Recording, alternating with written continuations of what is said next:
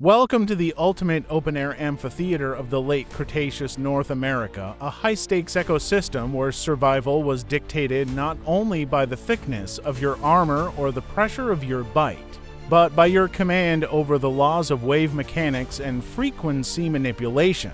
76 million years ago, the Dinosaur Park Formation was a chaotic, high-density combat zone populated by apex tyrannosaurids, horned ceratopsids, and massive armored ankylosaurs. In this landscape of specialized biological weaponry, pop culture has written a deeply flawed and insulting narrative about a massive family of dinosaurs known as the hadrosaurids. For decades, the global media database has framed these 7-ton, 10-meter-long giants as the passive, helpless cattle of the Mesozoic world, defenseless, thin-skinned victims whose only tactical options were to sprint away in panic or be systematically dismantled by predators. But if you execute a deep forensic code audit on the structural architecture of the fossil record, you will realize that science has officially unmasked one of the most sophisticated defensive networks in evolutionary history. Enter Parasaurolophus walkeri, the sonic artillery, the organic acoustic engine, and the undisputed master of low-frequency communication and psychological warfare. Parasaurolophus did not need a face full of solid bone horns or an iron club on its tail to secure absolute ecosystem security. Why? Because its entire skull was engineered to function as a weaponized trombone, a pneumatic broadcasting unit capable of producing a low-frequency infrasound blast so intense it could shake the ground, shatter the acoustic focus of an approaching predator, and alter the nervous system behavior of every animal within a multi-kilometer radius. If you are thoroughly mesmerized by this raw, forensic, and deeply uncompromising destruction of ancient myths, ensure you are subscribed to the channel and have liked this video. Your clicks are the exact mechanical gears that keep our digital reconstruction lab operational at peak efficiency. To understand the architectural genius of this acoustic juggernaut, we must perform a severe structural audit on the single feature that defines its iconic silhouette, the massive, backward-curving cranial crest. Extending nearly 2 meters from the back of its skull, early paleontology treated this hollow tube as a biological joke, guessing that it was a snorkel for underwater breathing, an anchor point for non-existent foliage-clearing mussels, or a simple visual ornament to attract mates. But modern industrial computed tomography scanning and advanced fluid dynamics simulations have dropped a massive shockwave into the scientific database. The crest was not an empty pipe, it was a highly complex, internal maze of parallel pneumatic chambers that connected directly to the dinosaur's respiratory tract. When Parasaurolophus inhaled and forced compressed air from its massive lung complex upward through its nasal passages, the air traveled a total distance of over 4 meters inside the crest, looping back down before exiting the beak. This exact anatomical configuration acts as a natural acoustic resonator, specifically calibrated by the laws of physics to generate a pure, fundamental low-frequency tone around 30 Hz. This isn't a sound you merely hear, it is a sound you feel in your marrow.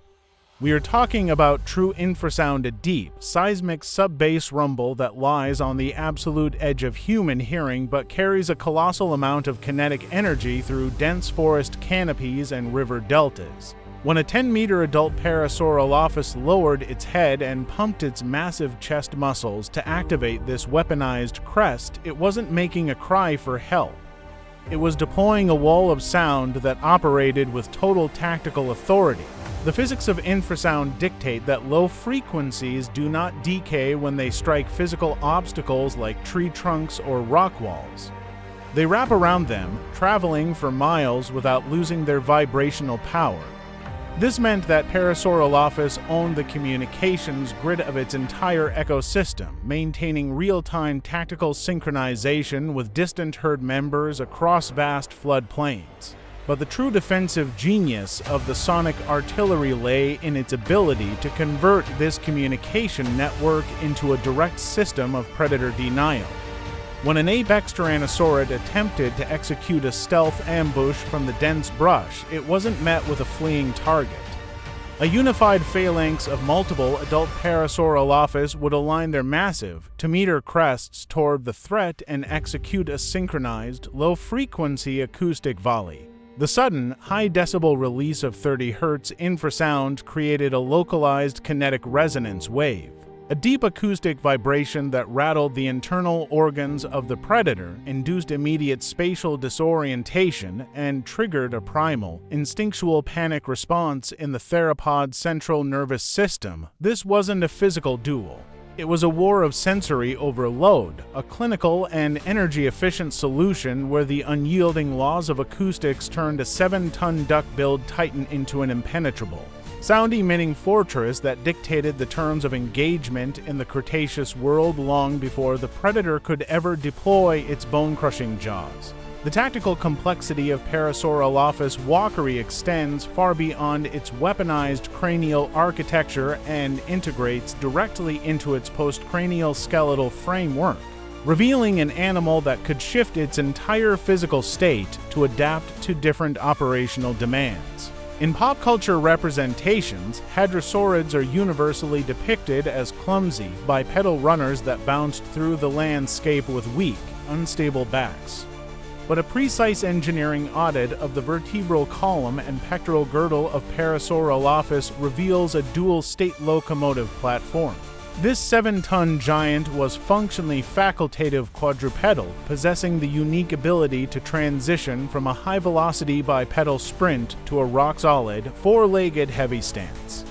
When grazing on low-lying ferns or preparing to deploy its acoustic arsenal, Parasaurolophus lowered its front quarters, locking its robust, heavily modified hand digits into the earth. The third and fourth fingers were fused together into a unified, skin-cushioned weight-bearing pad, transforming its four limbs into heavy-duty artillery stabilizers.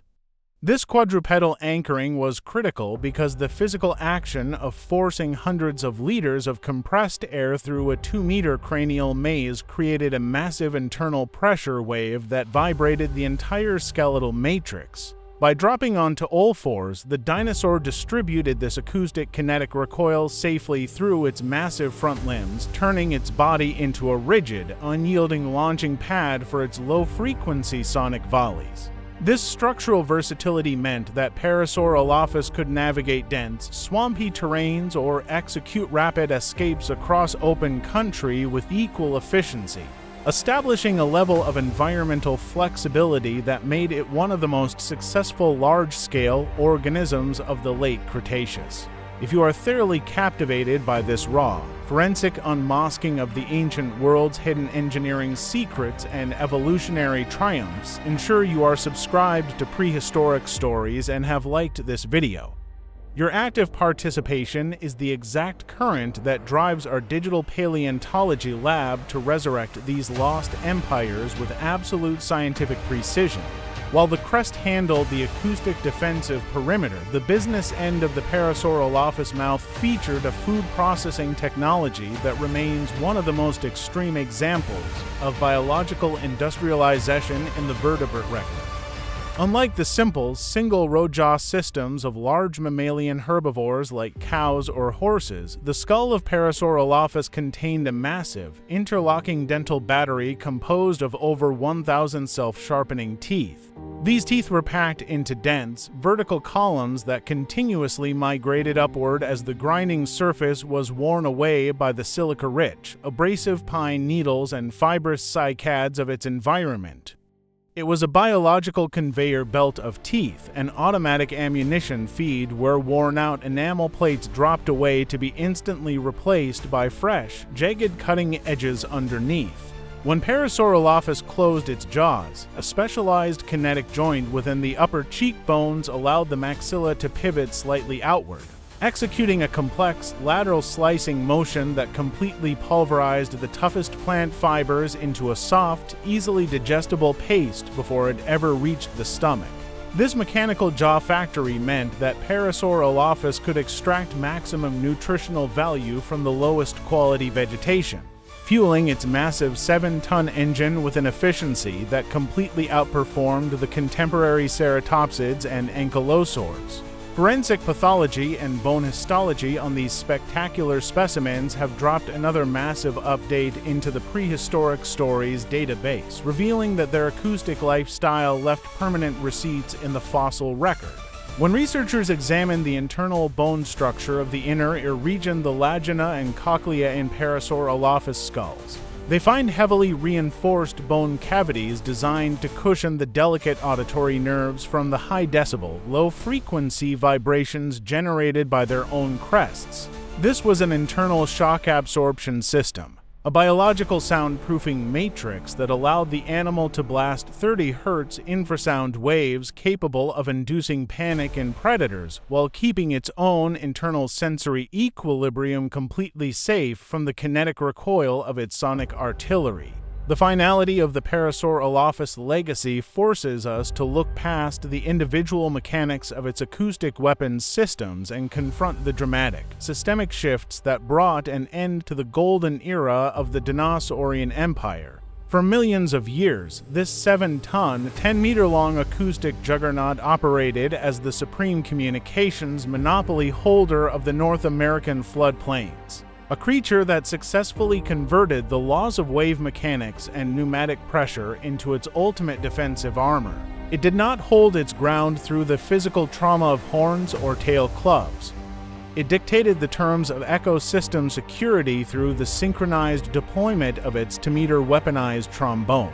By transforming its entire skull into an unyielding acoustic resonator, Parasaurolophus walkery turned the primeval wilderness into a highly connected, real-time tactical grid where predators were denied ambush opportunities through pure sensory overload and low-frequency infrasound disruption.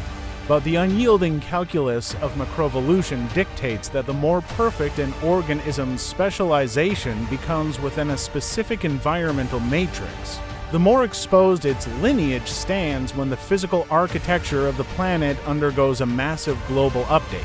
As the late Cretaceous period began to transition toward its final, catastrophic boundary 66 million years ago, the grand geographical software of North America experienced a series of severe environmental reconfigurations. The vast inland western interior seaway began to rapidly recede, draining the humid, low-lying coastal marshes and swampy river deltas that had provided Parasaurolophus with its high-density acoustic conduits. The humid, sound-carrying air of the swamp systems was replaced by cooler, fragmented, and hyperarid upland environments where sound waves behaved completely differently, scattering across open spaces and losing their kinetic resonance power. For a social, pack-synchronized animal that relied on the thick, moisture-rich air columns of the deltas to broadcast its tactical signals over kilometers, this atmospheric drying was a terminal system error. The massive, 2-meter cranial crest, built to loop compressed air through a 4-meter respiratory maze, became a massive metabolic burden in a landscape where water was scarce and temperatures fluctuated violently. The 1,000-tooth dental batteries, designed as a continuous conveyor belt to pulverize high-moisture conifer leaves and swamp ferns, found fewer and fewer targets as the rich vegetation's owns disappeared from the geographical record, replaced by tough, low-nutrient flora that altered the carrying capacity of the land. The grand acoustic volleys that had once frozen apex tyrannosaurids in their tracks fell completely silent, the synchronized frequencies dissolving across empty, drying plains as the herds fractured under the weight of absolute calorie starvation. Parasaurolophus did not fall because its weaponry failed in a physical duel. It disappeared because the environment deleted the exact physical medium required for its sonic artillery to operate, its empire turning to dust long before the final asteroid impact cleared the biosphere's active memory.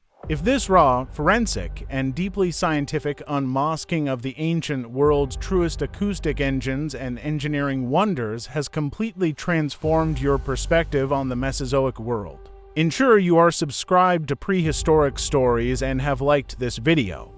Your continuous loyalty is the exact foundation upon which we resurrect these lost titans with total anatomical precision.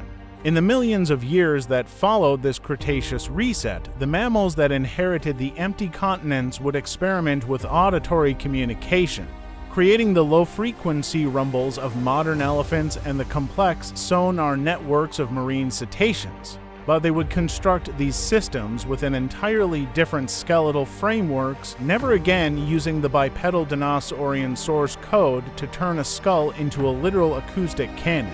Parasaurolophus remains the absolute, unrepeated boundary of what organic audio engineering can achieve when scaled to the limits of physical mechanics.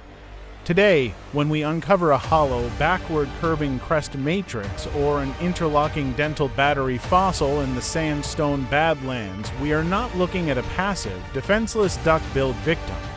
We are looking at the founding father of strategic sound projection. We are looking at a magnificent, 7-ton acoustic fortress that took a world of predators and forced it to run on a frequency defined entirely by the resonance of its bone. The era of the sonic artillery has drawn to a definitive close, its water-choked amphitheater buried under modern rock and time. But the archives of prehistoric stories ensure that the memory of its low-frequency dominance remains forever etched into the history of life on Earth until the very last grain of sand.